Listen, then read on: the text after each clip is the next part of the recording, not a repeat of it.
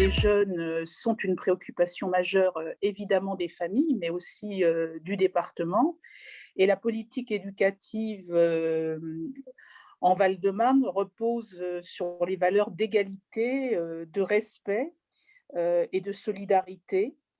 Et puis, elle s'appuie aussi sur une ambition émancipatrice que nous souhaitons d'ailleurs pour tous les jeunes val-de-marnais. Et puis, nous pensons également que l'éducation, enfin les dépenses éducatives ne sont pas un coût, mais un investissement d'avenir et que finalement chaque jeune est capable de réussir à condition évidemment qu'on lui en donne les moyens. C'est ce qui a conduit le département à adopter un projet éducatif départemental, ce qui situe son action bien au-delà de ses compétences, j'allais dire, dites obligatoires. Voilà. Simplement, peut-être pour compléter, dire que cette politique éducative du Val-de-Marne, qui est engagée maintenant depuis plusieurs années, elle s'est révélée être, je crois, un bouclier essentiel dans la période qu'on vient de passer. En tout cas, j'espère qu'on l'a passée. Elle ne va pas durer. Et voilà, je pense qu'il y a des outils, on en parlera peut-être tout à l'heure, mais comme un exemple Ordival, ça a permis, je crois, de réduire grandement pour les collégiens la fracture numérique. Donc je crois que cette audace qu'a le Val-de-Marne pour promouvoir le droit à l'éducation, qui est parfois aujourd'hui un peu sapé sur ses bases, je pense que ça a été voilà, un bouclier protecteur pour notre jeunesse dans la période qu'on vient de passer. Très bien.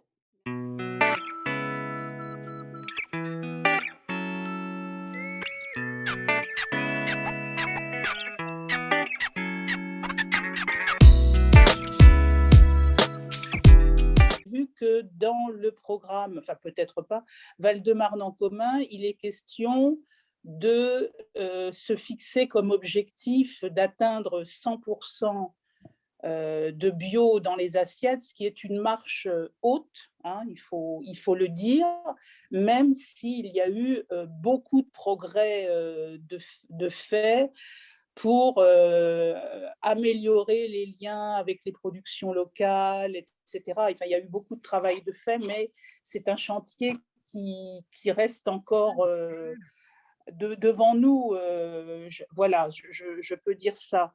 Et puis, et donc la question d'un modèle de restauration durable est un vrai enjeu de cette charte de la restauration. Et puis avec ça, il y a aussi l'éducation au goût et le respect de l'autonomie et de la citoyenneté des collégiens qui eux-mêmes sont invités à donner aussi leur avis sur la qualité des repas, intègrent aussi dans le fonctionnement, en lien avec les équipes éducatives bien sûr, intègrent dans le fonctionnement de la restauration, vous savez, l'accès aux tables de troc, ce qui évite aussi à la fois ceux qui ne veulent pas manger tout peuvent le mettre sur une table et d'autres qui ont envie de manger davantage peuvent Oui, le se, gaspillage alimentaire, oui. voilà, se servir. Ensuite, il y a toute la question du tri qui est intégré aussi dans les espaces de restauration. Donc c'est un ensemble qui associe à la fois les professionnels, notamment les agents départementaux de la restauration, les équipes éducatives. Il y a des commissions normalement, hein, restauration, où je pense les parents peuvent aussi participer, de manière à donner un avis global sur la question. Alors une fois que j'ai dit ça, je ne veux pas avoir l'air de vous dire que tout est parfait, mais je pense qu'il y a déjà un sens qui est donné à voilà, l'idée que l'on se fait d'une restauration scolaire de qualité et participative. C'est extrêmement important. Elle a dit déjà beaucoup de choses, mais je dirais, comme vous l'avez compris, qu'il s'agit d'un projet global et que simplement dire on met du bio dans l'assiette, ça ne suffit absolument pas. et plutôt de penser qu'on va faire du bio, il vaut mieux parler de la bio. Et la bio, c'est si vous voulez, comme une constellation. Voilà, et il y a plusieurs étoiles, et le bio n'est qu'une de ces étoiles-là. Et donc, dans les autres étoiles, il doit y avoir, on l'a dit, des circuits courts, évidemment. C'est aussi pour ça que dans le programme, on met que le département doit être protecteur et même incitateur de développement des espaces de maraîchage dans le département, mais aussi dans l'Île-de-France, maraîchage bio, évidemment. C'est aussi, donc on l'a dit, l'éducation au goût. Je rajouterais l'éducation à la saisonnalité, l'éducation aussi au circuit. Voilà, je pense que c'est important que les enfants sachent d'où viennent les produits, voire même connaissent les producteurs. Moi, je suis élu dans une commune, voilà, on a produit une carte de l'ensemble des producteurs qui approvisionnent les cantines. Nous, on est à peu près à 60% de bio et on se fixe aussi comme objectif 100%. Voilà, et donc dans les autres étoiles, j'ajouterais aussi le recyclage, le non-gaspillage. Je pense que c'est la meilleure façon de ne pas produire des déchets. Et puis le fait maison aussi, c'est très important.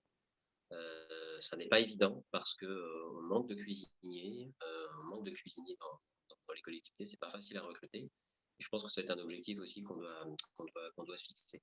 Donc voilà, donc c'est quand on aura pris en compte l'ensemble de cette constellation, je pense qu'on arrivera à quelque chose qui soit extrêmement satisfaisant. Effectivement, le 100% bio, c'est un objectif, comme on l'a mis dans le programme, mais je pense que plus il y aura de collectivités à tous les niveaux qui se fixeront cet objectif, plus on pourra avoir des coopératives d'agriculteurs qui pourront se dire, voilà, on va avoir des débouchés réguliers, et donc on va pouvoir se lancer dans l'aventure du bio. Et puis, dernière chose, ça suppose aussi de protéger nos espaces agricoles, et le Val-de-Marne, on n'est pas des pauvres. Donc lutter contre la bétonisation.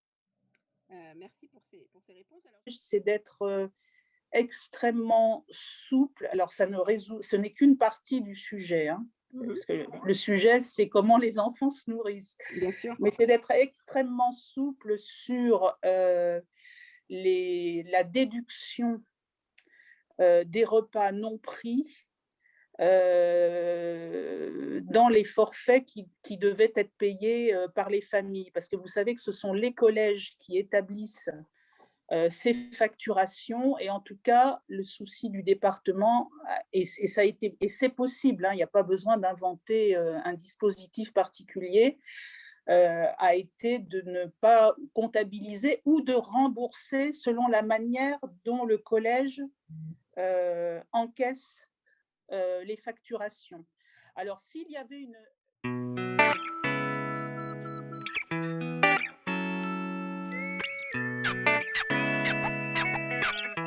point de la gratuité, qui, à mon avis, doit être un objectif qui doit être recherché, mais qui ne peut pas être porté uniquement par le département. Effectivement, le département, il contribue déjà beaucoup au-delà de ses compétences. Hein, le remboursement de la carte imaginaire, le département n'y est pas obligé, donc c'est vraiment quelque chose qui a un plus. Et d'ailleurs, le Val-de-Marne avait été précurseur là-dessus. Ensuite, beaucoup d'autres départements s'y ont mis. Donc voilà, alors après, il y a les régionales aussi, il y a d'autres candidats qui proposent cette gratuité des transports pour les jeunes dès septembre. Voilà, mais ça dépendra effectivement de qui prendra la tête de la région Île-de-France. Et par ailleurs, au-delà des transports en commun, je pense qu'il faut aussi développer les mobilités actives auprès de nos jeunes. Donc ça passe évidemment par un développement des continuités cyclables, des continuités piétonnes, qui serviront évidemment à tous, mais aussi aux jeunes du département, afin de faciliter les déplacements. Et donc nous, on propose dans ce cadre d'avoir un plan qu'on appelait Un jeune, un vélo, qui consisterait donc à apporter une aide de 100 € pour l'achat d'un vélo mécanique pour les jeunes qui souhaiteraient en faire l'acquisition.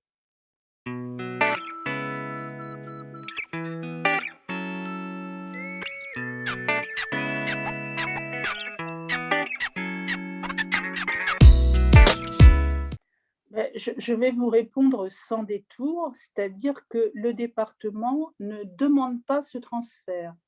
Très bien. Voilà, ça c'est très clair. D'une part parce que nous partageons le constat que vous faites malheureusement, c'est-à-dire, heu,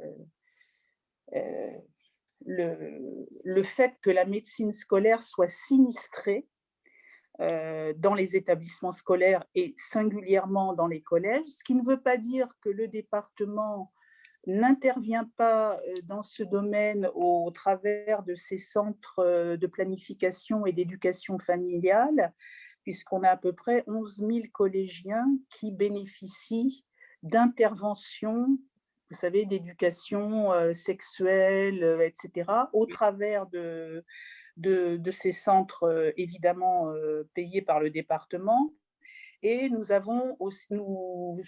soutenons aussi des interventions, faites avec une association dont vous avez sûrement entendu parler, qui s'appelle «Sept autres que moi», Mmh. qui permet aux collégiens et aux collégiennes de poser leurs questions. Et nous Mais avions édité, à un moment donné, «Questions d'ado», qui était une approche un peu plus, j'allais dire, de proximité, qui permettait aux jeunes de retrouver, au travers de ça, un certain nombre une certaine possibilité, où se renseigner, où accéder, où poser la question, où obtenir, mais à partir de leur questionnement, sur les questions, tout simplement à leur âge, d'amour, et cetera. Donc il y d'accord. a une intervention, mais la question profonde que vous posez, c'est celle de la création de postes de médecine scolaire. Ça, c'est un gros, gros pavé, j'allais dire, dans la mare de l'État. Du plan d'urgence pour l'éducation figure bien dans le programme de Val-de-Marne en commun.